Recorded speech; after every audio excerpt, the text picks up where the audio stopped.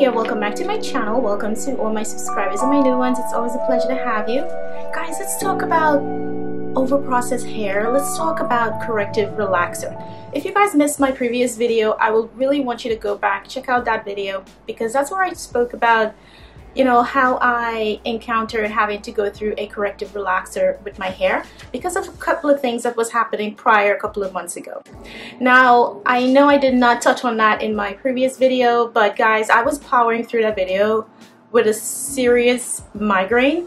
So there was a lot of things that I did not get to incorporate into that video because I kind of had to like cut it short. So really sorry about that. But I'm here to just add some light on what is a corrective relaxer. And a corrective relaxer is when you're applying relaxer to specific sections of the hair within the head that has been under process. And it's not a full whole relaxer to your hair. Maybe in some circumstances, you know, it may be a full corrective relaxing throughout the hair, but it's just areas that needs to get a little more up to the standard as far as being in sync with the rest of the relaxed hair. So I had a corrective relaxer, and I actually had my daughter help me to, you know, section out my hair to actually analyze and see the areas that were in need, and it was mostly in my crown and on my left side. I had a couple of under processed hair, but mainly in my crown, and that crown was giving me so much problems for such a long time, guys. So if you're having some type of corrective relaxer or you're going about doing it yourself, you know, it's best to have some type of help or assistance going further into doing this. Or my best bet is, you know, just have a professional analyze the hair and actually fix it and do the corrective relaxer for you. Because again, with corrective relaxing the hair, even though the hair is under process and you're trying to bring it up to par as far as being in sync with the rest of the relaxed hair, you still don't want the hair to get over processed, because there's something as under processed hair and over processed hair, but I'm not getting into that area today. We're just talking about under processed hair. So it's a very delicate and timely type of procedure that you go about doing with the hair. Again, as when you're doing a relaxer, a corrective relaxer, you don't leave the relaxer on, you know, for any long period of time. You know, you have to make sure that you time it, because the hair itself is already processed, but it's just not processed enough. So let's just use an example like Texlax hair. You know, Texlax hair is actually broken down, you know, from its original form, but it's not actually like straight hair, you know, still has some texture in it. So the under processed hair in this case is sort of similar to having like Texlax hair incorporated with your fully relaxed hair. So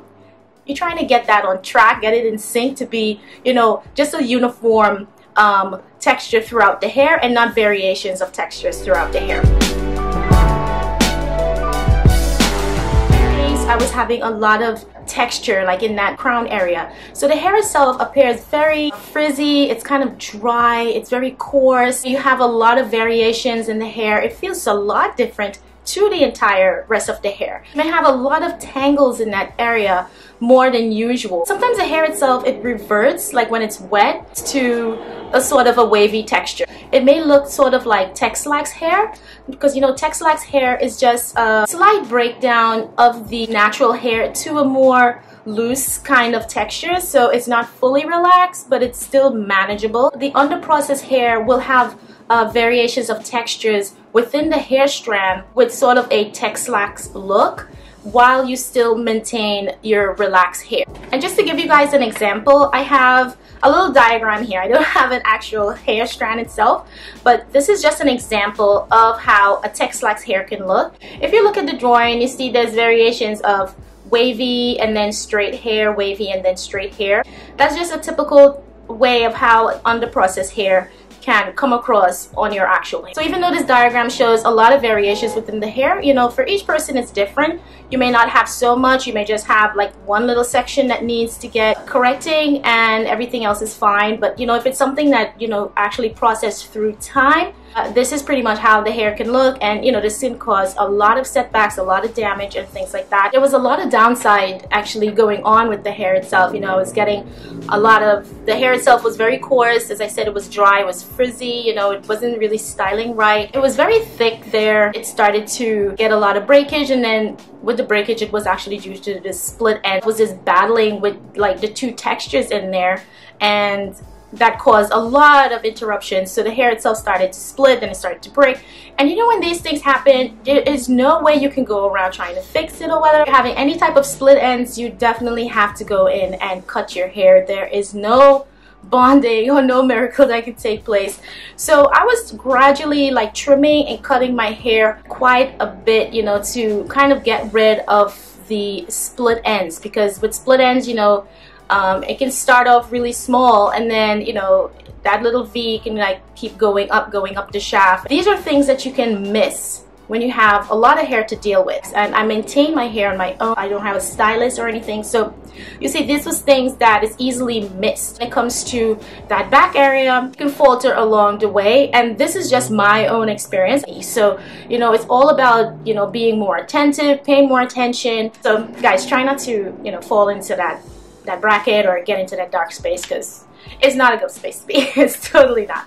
So there's lots of ways that you can identify these under-processed hair. Each person, it may be different. You may have all of these types of noticeable features in the hair, or maybe just one or two, but you know, you still just can't rule it out as under-processed hair, because you know, hair is just so varies in so many ways. You know, there could be other things that's going on with the hair. It's good to have a professional analyze the hair to make sure that, you know, you're leading into the right track and it is what it is and not something else that you're trying to fix.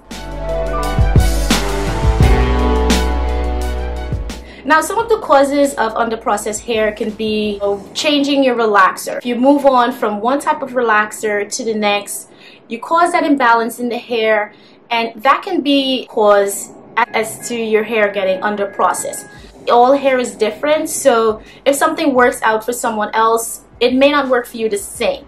So it's always, you take caution moving forward when doing anything with your hair, changing up products, and especially relaxers with your hair, to always do a test of the hair first to see how this relaxer or how this product is going to actually work in the hair. Another cause is if you're relaxing with a weak relaxer. So let's say you move on from a high strength relaxer and you want to transition into something a little milder, a little regular. That's where the hair can pick up a little change and have a different in texture. Using a weaker strength of relaxer coming from something where you were using a lot stronger strength, that can have a change in the hair. You're not smoothing out your relaxer long enough. So let's say you start relaxing your hair from, let's say from the back, you're moving forward. Say by the time you get to the front portion of your hair, you fall into some type of issue where, you know, you're probably getting uncomfortable. You're getting like maybe a little sting, a little burn or something like that. You're like, oh my God, I'm running. You're gonna wash it out. By the time you wash it out, the hair did not get enough time to be processed. And you with half of your hair being processed, and well, that front area, well, not so much. And not only that, if you apply relaxer in your hair again and then you rinse it out too fast, that can also cause you to have under-processed hair. Another thing is coating the hair before you go ahead and relax it. Now, coating it means like putting some type of barrier, you know, so as not to get you any type of irritation on the scalp or your skin or anything like that. And I knew that at one point I started, you know, putting Vaseline on my hair.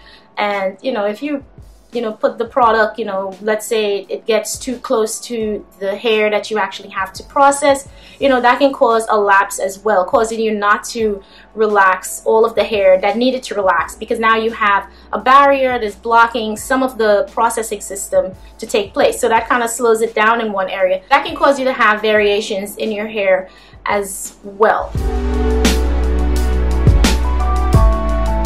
How do you correct under-processed hair? Actually apply relaxer to your under-processed areas of the hair, throughout the hair, so it's not really like a full relaxer. You're just trying to get that texture back out and in sync with the rest of the relaxed hair.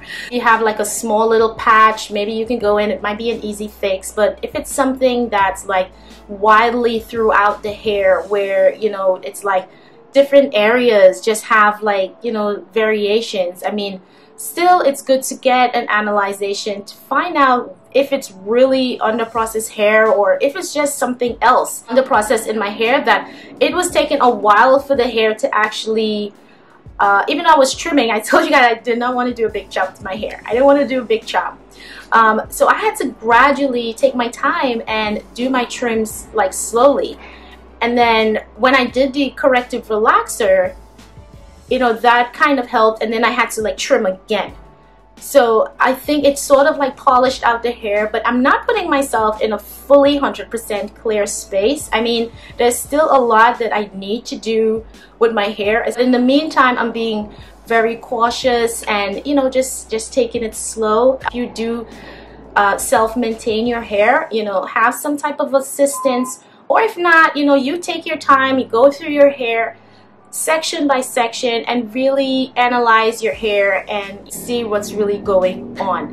So as far as doing a corrective relaxer, always remember that the goal is getting the hair back in sync with the rest of the relaxed hair, and, you know, just having everything just flow nicely. And again, if you have had a corrective relaxer, please do leave it in the comments and let me know how you come about and how you succeeded and moving forward as far as going on with your hair and your journey, or, you know, the maintenance of your hair. So guys, I hope you enjoyed and this was helpful. Hit that bell down below to be notified of all my future videos, and I'll catch you in my next video.